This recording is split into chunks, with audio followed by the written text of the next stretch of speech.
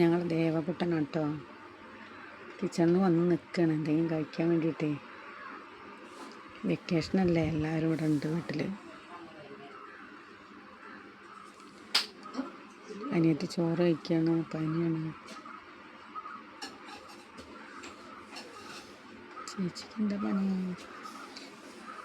മീൻ പൊരിക്കുക. ഞാൻ പൊരിച്ച മീനൊന്നും കഴിക്കാറില്ല,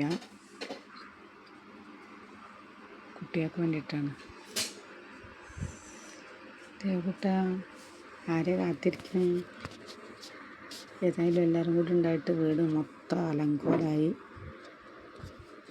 ഒരു പറയാൻ പറ്റാത്ത കോലത്തിലായി കിടക്കുകയാണ്.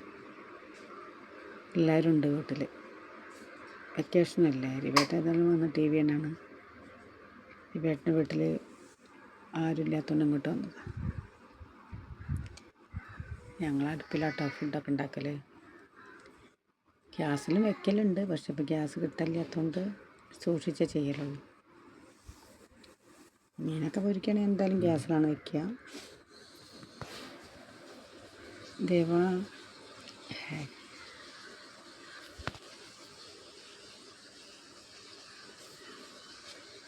എല്ലാവരും ഫുഡൊക്കെ കഴിച്ചോ?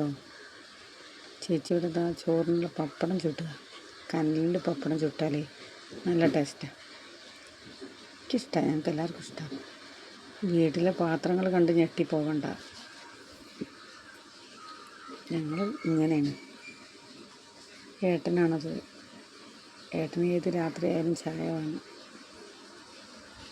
പിന്നെ ഞാൻ ചോറ് കഴിക്കാൻ പോവുകയാണെ. ഇന്ന് ഞാൻ ചോറ് കഴിക്കാൻ എനിക്ക് വിശക്കുക. ഇന്നിപ്പോൾ പോയി വന്നതുകൊണ്ട്